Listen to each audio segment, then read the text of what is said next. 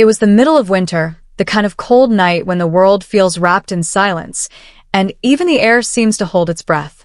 I had been sound asleep under the warmth of our heavy blanket, the dim light from the street lamp outside casting faint patterns on the bedroom wall. I was deep in a dream I can no longer remember when I felt a gentle touch on my shoulder.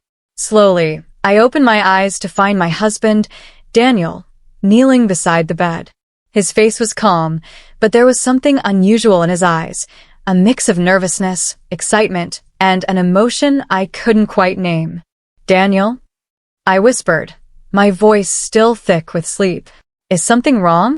What time is it?" He smiled softly, his breath visible in the cool air of the room. "It's almost midnight," he said. "I know you're tired, but will you come with me? Just for a little while." I blinked at him, confused. "Come with you? Where?" He hesitated for a moment, then shook his head gently. "It's a surprise. Please just say yes." In that moment, something in his voice told me this was important. He wasn't joking, and he didn't look like he was about to tell me some bad news either. I could feel my curiosity waking up faster than my body. Normally, I might have asked for more details, but instead I found myself nodding. "Yes," I said quietly, and even as I spoke, I felt a little rush of anticipation, like the kind I used to feel on our early dates. He helped me out of bed, wrapped my scarf snugly around my neck, and pulled my coat over my shoulders. The cold hit me as soon as we stepped outside, our breath forming small clouds in the air. The streets were empty, and a light dusting of snow crunched beneath our boots as we walked. He didn't say much, just held my hand firmly, as if leading me somewhere sacred.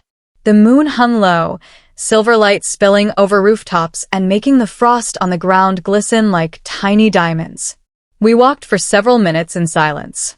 The world felt still, as if everyone else was asleep, and we were the only two people alive. Eventually, we reached the small park near our home. I knew this park well. We had picnicked there in the summer, fed ducks in the pond, and watched sunsets from the old bench under the oak tree. But that night, it looked different. Under the giant oak, Daniel had arranged something quietly magical, a thick blanket spread over the snow, surrounded by small lanterns casting a soft golden glow.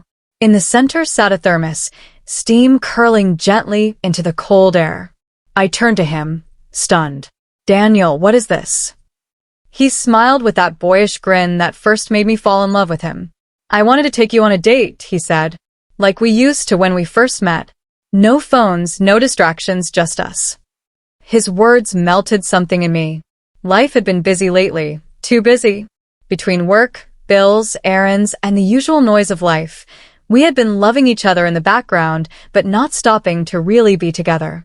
We sat down on the blanket, and he poured hot chocolate from the thermos into 2 mugs he had brought. The steam warmed my face, and the sweet, rich smell wrapped around me like a memory. We sipped slowly, watching the way the lantern light danced in the snow. I felt my shoulders loosen, my heartbeat steady. We were just there, side by side, breathing in the stillness together. After a while, Daniel's voice grew quieter. "There's something I've been thinking about," he said. My heart tightened slightly at his serious tone. "We've been so busy lately," he continued. "I feel like somewhere along the way, I stopped showing you how much you mean to me. I don't want us to just get through life. I want us to live it together. I want us to keep choosing each other, every day." The cold nipped at my cheeks, but inside, I felt warm. I knew exactly what he meant.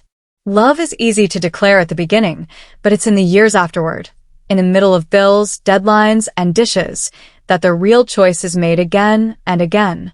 I hadn't realized until that moment how much I missed the small, deliberate acts of connection between us. I felt my eyes sting with tears. Then Daniel reached into his coat pocket and pulled out a small velvet box. My breath caught. He saw my surprise and chuckled softly. "Don't worry," he said. "This isn't a proposal, we already did that. This is a promise." He opened the box to reveal a simple silver ring, engraved with tiny stars all around it. It wasn't flashy, but it was beautiful in its quiet way. "I want to promise you," he said slowly, "that no matter how many years pass, I'll keep finding ways to remind you how much I love you. I'll keep waking you up for midnight adventures. I'll keep choosing us. My voice broke as I whispered, yes, 1,000 times yes.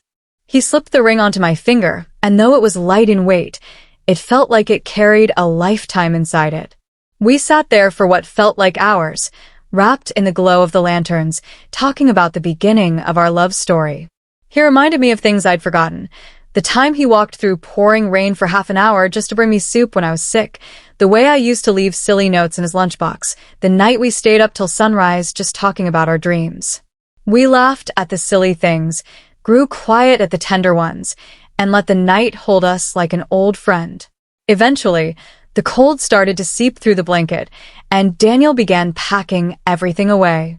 We walked home slowly, our arms linked.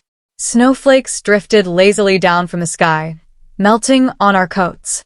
I kept glancing at the ring on my finger, feeling a deep sense of peace. That night had reminded me that love isn't just made in grand gestures. It's in the quiet choices, the unplanned moments, and the willingness to step outside into the cold just because the person you love asks you to. In the days that followed, I noticed a change in both of us. We made more time for small adventures, even in the middle of ordinary weeks. One night, we decided to make pancakes at 2 a.m. just because we felt like it. Another time, we drove out to a hilltop to watch the sunrise, sipping coffee from paper cups. We started talking more, laughing more, and finding joy in the little things again. The heaviness that had been settling in our daily routines seemed to lift. One evening, as we sat on the porch with mugs of tea, I asked him what had made him wake me up that night in the first place. He thought for a moment and then smiled. Because, he said, I didn't want to wait until morning to remind you how much I love you. His answer was simple, but it stayed with me. Now, whenever I think about that night, I realize how powerful that one small word, yes, had been. It would have been easy to roll over, mumble that I was too tired, and promise to do something the next day. But saying yes led me to one of the most beautiful nights of my life. And it made me understand something important. Love doesn't always wait for a perfect time. Sometimes, it comes tapping on your shoulder in the middle of the night, asking you to follow it into the cold. And if you're lucky, you'll say yes.